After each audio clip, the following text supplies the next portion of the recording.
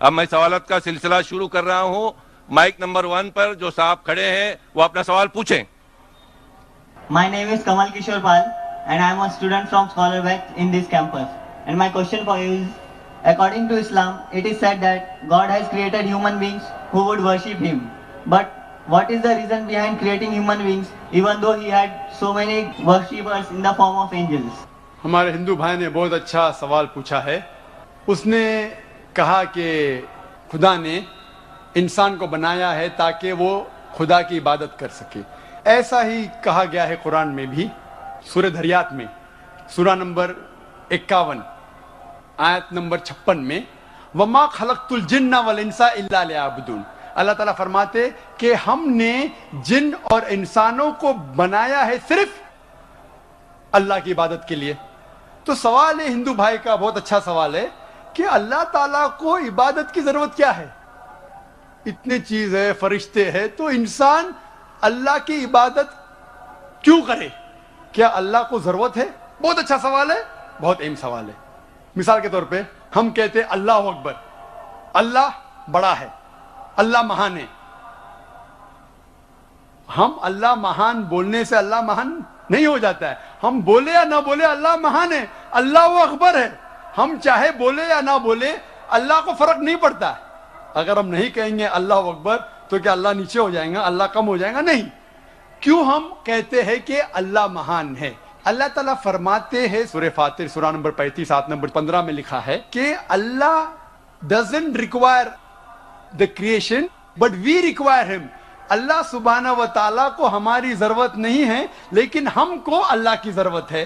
ہم اللہ سبحانہ و تعالیٰ کی تعریف کرتے ہیں, عبادت کرتے ہیں ہمارے فائدے کے لیے. مثال کے طور پہ جب بھی ہم کسی کی تعریف کرتے ہیں ہم اس کی بات مانتے ہیں.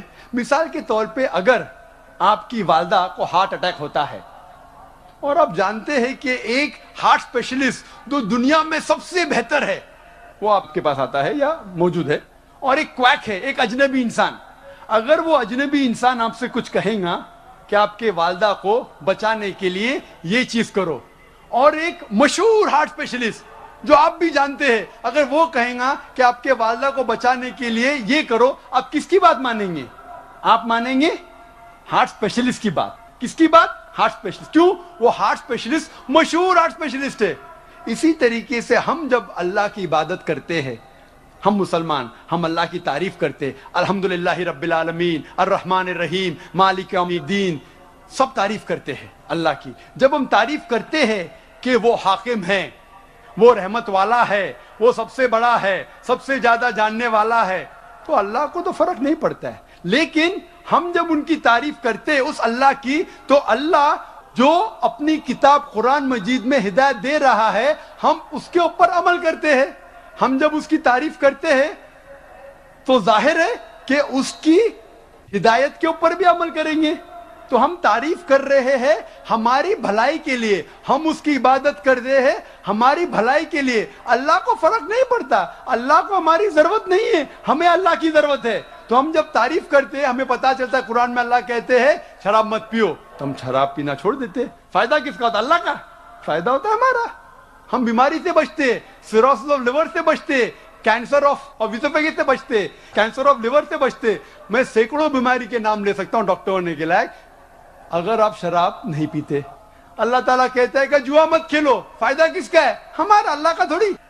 تو ہم اللہ کی عبادت کرتے ہیں ہمارے فائدے کے لیے تاکہ ہم آخرت میں سفلتا پائے. اللہ تعالیٰ کہتے ہیں سورہ ملک میں سورہ نمبر 67 آیت نمبر 2 میں, الذی خلق الموت والحیات, اللہ نے موت اور زندگی بنائی تاکہ وہ یہ جان لے کہ ہم میں سے کون اچھا ہے اور ہم اس امتحان میں سفلتا پا سکے. تو ہم اللہ کی عبادت کرتے ہمارے فائدے کے لیے, اللہ کو کوئی فرق نہیں ہوتا. Hope the answers the question.